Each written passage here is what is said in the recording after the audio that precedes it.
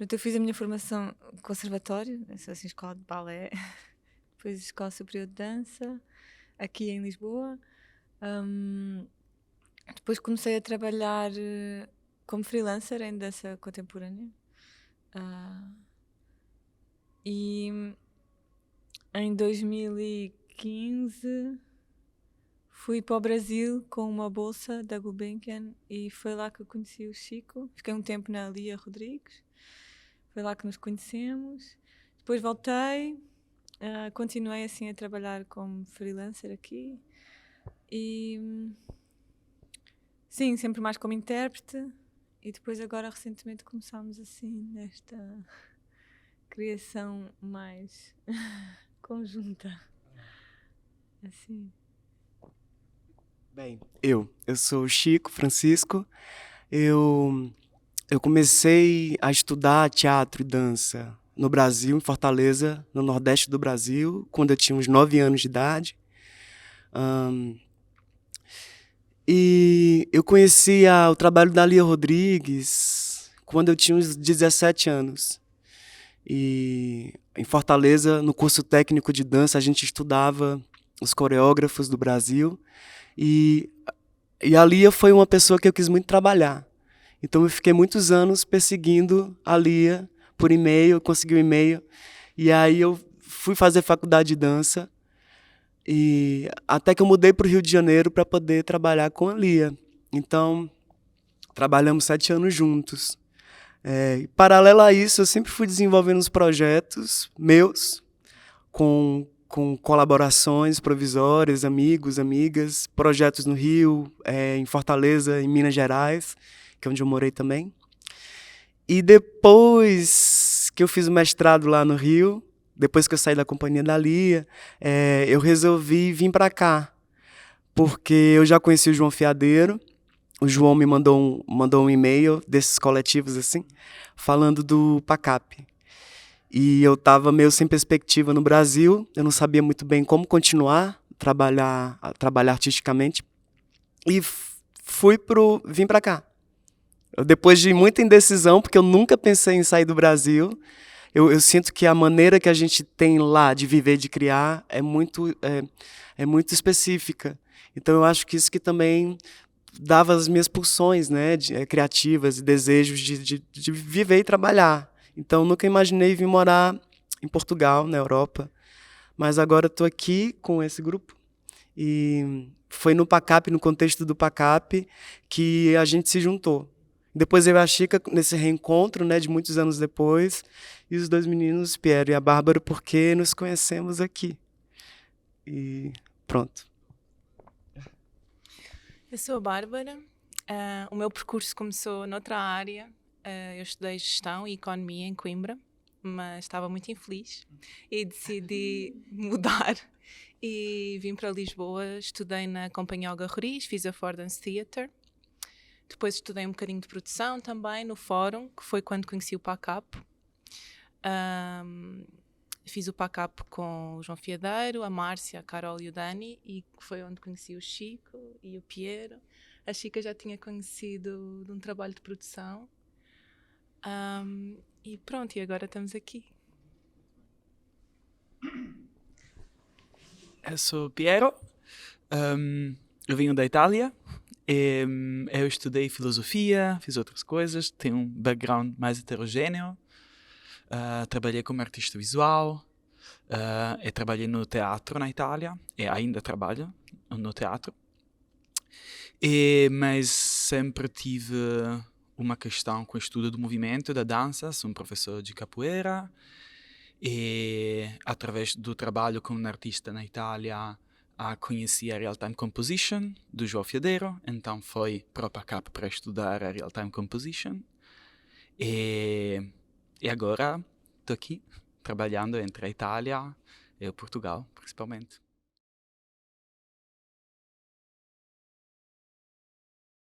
Aí te prepara, que é muita coisa. São muitas influências, né? E como é um trabalho que acaba, é um trabalho de 4 pessoas, né, colaborando e colocando suas ideias e suas questões, então tem muitas influências, né? Mas começou... A primeira coisa foi por conta de uma música. Os trabalhos que eu penso, que eu imagino que já existem ou que ainda não existem, eles partem muito da minha aproximação com literatura, e com a música, e com o cinema.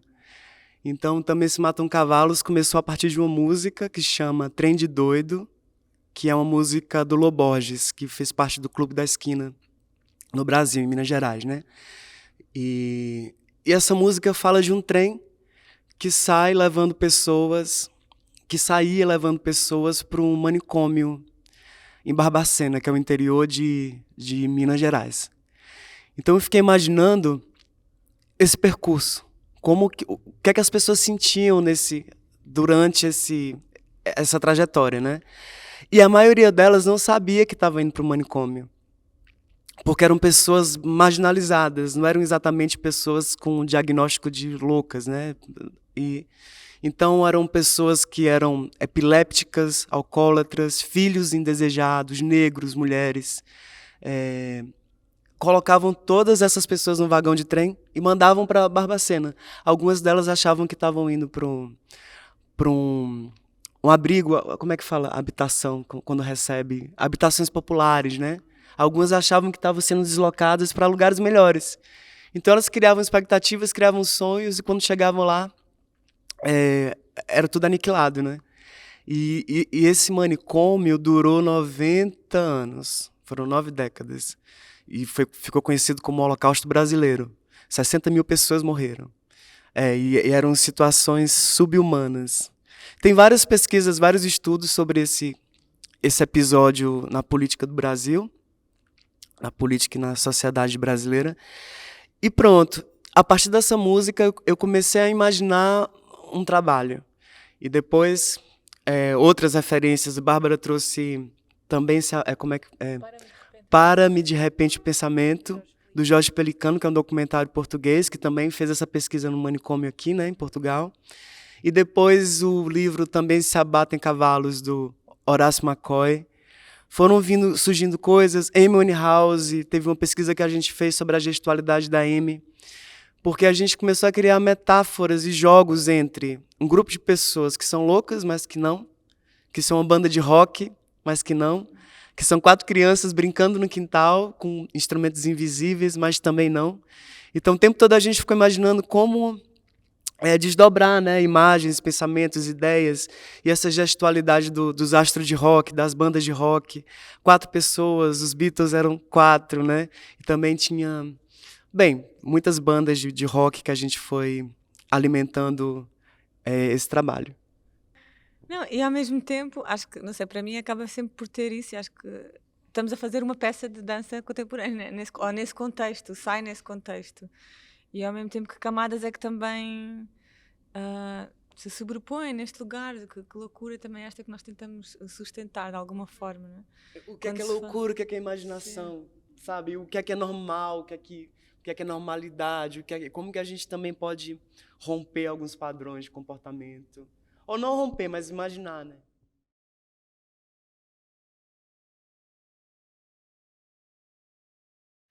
Um exercício sobre a liberdade.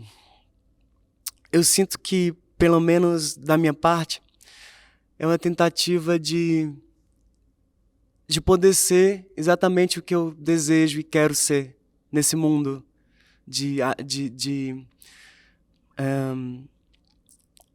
tanta aniquilação, né, das subjetividades.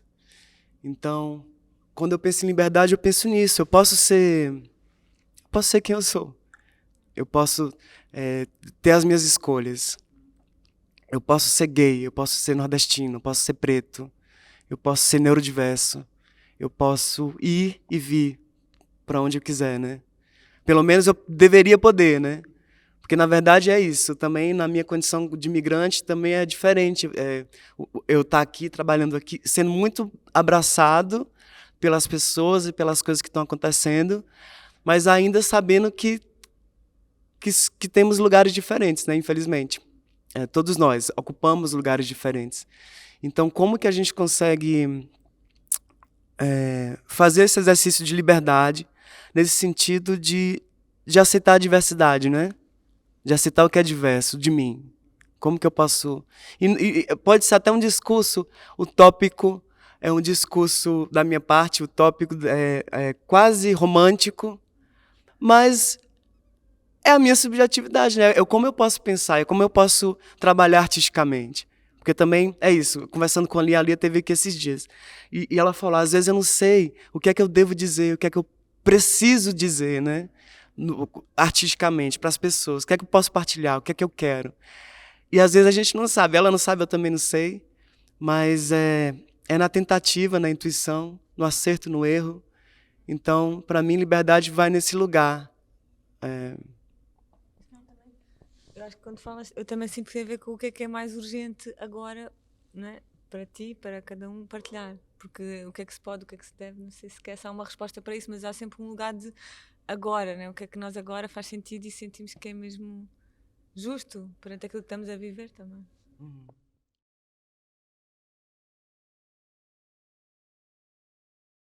Acho que é importante também, porque o motor dos dois trabalhos também foi muito o Chico, né? Tanto dos cavalos como mesmo das onças, depois apesar de se desdobrar de uma forma diferente, mas vem muito de desejos muito específicos. Então, tá bom. Vai. É isso, eu não gosto de fazer nada sozinho. Então, por isso que às vezes eu dou... Tem uma frase horrível que fala assim, eu dou tiro, quem mata é Deus, né? É péssima essa frase, mas é um pouco assim, vamos lá, vamos comigo, na mão e vamos. E quando eu morri, me enterrei na floresta, surgiu a partir de um conto do Guimarães Rosa, que é o meu conto... é meu tio, o Iauaretê, que é uma ficção onde um estrangeiro, um forasteiro, tá perdido na floresta, e ele chega numa casa, vai anoitecer, ele não sabe muito o que fazer, e tem uma pessoa que está lá naquela casa. E é um cara que ele diz que vira onça. E nisso ele convida esse forasteiro, dorme aqui hoje, passa a noite aqui. E aí ele começa a tomar cachaça, beber cachaça, ele vai ficando um pouco assim. E esse homem, de origem indígena, ele conta que ele tem um tio que vira onça, que a família tem isso, e pronto. Lá com a Lia, de novo, bem, eu falo da Lia porque foi uma pessoa muito importante para mim, e eu trabalhei com ela 7 anos, então também as criações eram muito próximas, sabe? Era um trabalho muito colaborativo. Então muitas ideias surgiram de lá também. Tinha uma peça chamada Pariksauna Kaya, que foi a última peça que eu fiz com a Lia, que eu levei uma pesquisa, um estudo sobre modulação tônica. E que era como que, a partir da modulação tônica, eu podia transmutar em outra coisa, que não fosse exatamente a cara, um corpo de um homem, né? E também a partir do tio Iauaretê. E comecei a pesquisar isso com a Lia, a gente levou algumas informações dessas, alguns gestos que a gente trouxe para o trabalho, para o Pariksauna Kaya, e ficou o desejo, ficou um rastro de coisas, né? Que eu gostaria de experimentar mais e trabalhar mais, aprofundar mais. Então, quando eu morri me enterrei na floresta tem a ver com essa continuação dessa pesquisa de pessoas que se transmutam em onça e que vêm reivindicar a sua floresta de volta, as florestas de volta, né? E aí eu convidei a Chica para fazer essa pesquisa comigo. E depois disso também vieram várias outras, né, informações e influências. Que aí tu pode tu lembrar. Sim, não, acho que é importante pensar também, né? Porque foi nesse momento dessa peça que eu estava lá junto com o Chico e aí começou essa afinidade, amizade e também afinidade artística que ficou assim pendurada. Nós não sabíamos, né? Depois eu vim embora, ficou assim no ar, se calhar, esse teu desejo sobre o trabalho e também eu sinto que sobre nós. Então, depois aqui, voltar a ter esta possibilidade, né, de 7 anos depois, estava a perceber há pouco, foi... Então, como as coisas ficam assim no ar e muita coisa muda também, né? Entretanto, que referências mais. Depois foi criada aqui, neste espaço, né? Nós estamos aqui na Casa da Dança. E isso também acabou por influenciar muito a própria criação. que não é um espaço convencional eu não sei se pode dizer mais isso, mas sim, uma sala, né, como esta, com esta abertura para a paisagem, e então trazer coisas da rua, né, veio referências também de outros filmes, do filme, como é que se chama? O filme dos motoqueiros. Que teve assim, Bacurau. Exato, Né? que vêm os forasteiros que chegam na vila. Então, isso também chegou como referência. E depois, que desdobramentos é que isso tem aqui, né, no contexto... A forma como depois trabalhamos essas pessoas que não são pessoas, essas personagens que nunca são gente, mas que são gente também. Então, sempre essa mistura da fera com o ser humano e como é que estamos a destruir, o que é que propomos aqui da ativação do espaço também. Isto é muito abstrato, porque eu estou a pensar. Mas foram camadas, outras que foram também surgindo sempre com essa coisa da dança também, né? Que também está muito presente aqui no Quando eu Morrer Me Enterra na Floresta. Né? Ativar um corpo também que coreograficamente. Os clichês da dança, sim, né? Exatamente. Só mais uma coisa que eu lembrei aqui do Quando Eu Morrer. Ah, sim, porque tem essa coisa dos cavalos e depois das onças, né? Também como que a gente traz essas imagens e símbolos, né, dos animais como seres, né, que são pessoas, e como que a gente também ativa essa poética, né, dos bichos, porque aí tem onça, tem cavalo, depois tem baleia, depois tem o gato marinho, tem vários projetos que a gente vai fazer juntinhos.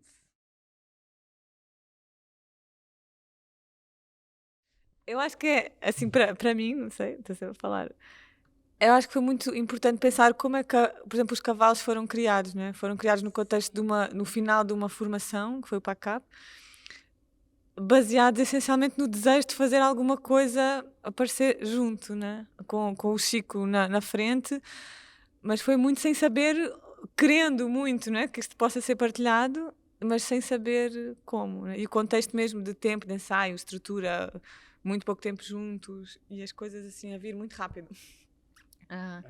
Então eu sinto que é muito bom poder voltar. É isso que nós queremos com os cavalos, é que possam ser mais, até pela recepção que foram tendo, do imaginário que se calhar que move as pessoas que até agora puderam ver. Então acho que é muito bom podermos ter a oportunidade outra vez de partilhar os cavalos. E as onças também é assim a casa que fez aparecer esta peça, né? E que tem muito a ver com este lugar. Nós também, inclusive, depois fizemos, durante a residência, filmagens aqui embaixo, nestes meio barracões, armazéns. Então há uma relação muito próxima aqui com este lugar que tem meio abandonado também, com a natureza a invadir um pouco aqui este... Então, não sei, agora estou-me a perder, mas acho que é isso, a pensar como foi criado, de repente ter estas coisas a abrir, é esse o desejo, então... Sim. É muito bom poder estar aqui. Dá continuidade, né? Porque também é o que todo mundo quer fazer, quer poder viver do trabalho, né? Do que se gosta, do que, né? Do que precisa também. E foi muito bem. O Fórum PACAP abraçou a gente de uma forma muito bonita. Eu acho que é importante falar porque a Dora Carvalho, né? A Dora foi uma pessoa que confiou muito também no nosso trabalho, assim como o João, assim como a Caro, assim como o Dani, como a Márcia, que são os colaboradores do João Fiadeiro também, né? E como que as pessoas foram abraçando esse trabalho, esse projeto. Desde a Marlene Monteiro de Freitas, que eu cheguei a encontrar com ela no café para conversar sobre o trabalho, e a gente foi falar de higienizações sociais, e foi também abrindo um pouco o campo semântico, né, simbólico dos trabalhos, até os colegas, amigos e amigas que tiveram apoiando a gente, né, e depois o Transborda, porque daí a Mauri e a Adriana convidaram para estrear, né, o trabalho no Transborda, e depois os cavalos, então também, e outras coisas mais que estão se abrindo e que estão acontecendo. Então, para mim, é de extrema importância poder continuar, sabe? Continuar trabalhando, e agora com dinheiro, que não é muito, mas porque depois estava todo mundo, né? O Piero morando na Itália, vindo, fica na minha casa, tudo um pouco na precariedade, que eu acho que tem a ver com o trabalho também, que a gente constrói, que eu acho que tem uma força sobre isso, mas é muito importante a gente poder trabalhar com com dignidade também, né? Porque eu acho que fortalece nos fortalece, né? E também, pegando um pouco no que o Chico estava a dizer, sobre essa rede, sobre a Dora, sobre os colegas, sobre tudo, sobre a Adriana e o Amaury, é sobre isso, né? Podermos trocar com essas pessoas, podermos agora voltar a apresentar e voltar a ver o que é que reverberou, o que é que ficou, porque eu sinto que o espetáculo também está sempre a mudar. E para poder haver essa continuidade é ótimo também haver essa troca e perceber onde é que estamos, com quem é que estamos, o que é que estamos a fazer. E mais uma coisa que eu acho interessante de ter também se matamos cavalos quando morrer mentir na floresta, no mesmo festival, é a possibilidade de criar um discurso artístico que não é a peça individual. Isso às vezes está muito difícil para um grupo artístico ou para uma autorialidade coletiva ou individual nova de entender um discurso, uma poética além da peça individual. E esse feito de ter duas peças já ajuda a entender além do resultado, não? Da peça mesma a um discurso, uma criação mais grande. Isso é uma oportunidade muito interessante, acho, desse contexto, que é uma riqueza, uma oportunidade.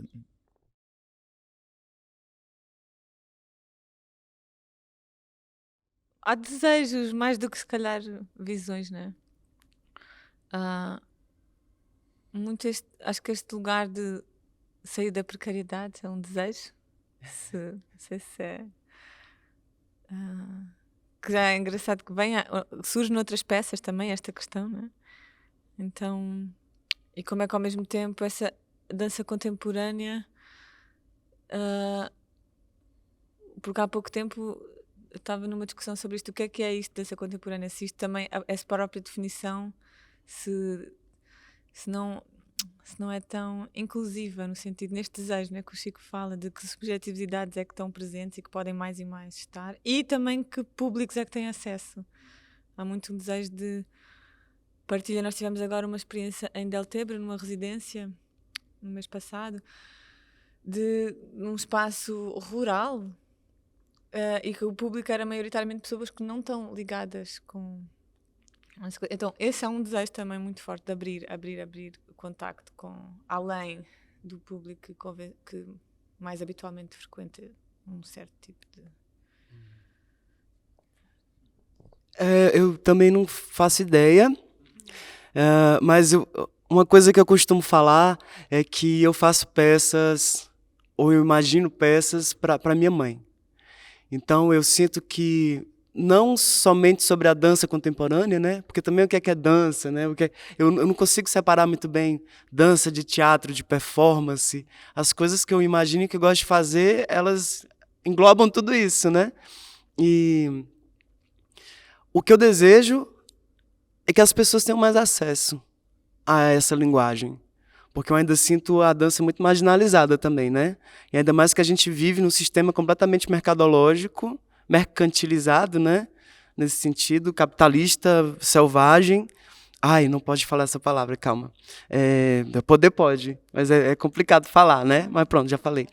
Um capitalismo aniquilador, pronto.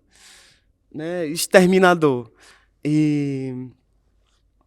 Pronto, peraí, que é que eu tô... então, eu quero dizer isso, que eu acho que o que eu desejo também para a dança contemporânea é que ela tenha mais espaço para existir, para acontecer, que mais pessoas tenham acesso, que tenham mais projetos e formação de plateia, e que essa dança possa também entrar em lugares onde ela não consegue chegar. E é isso.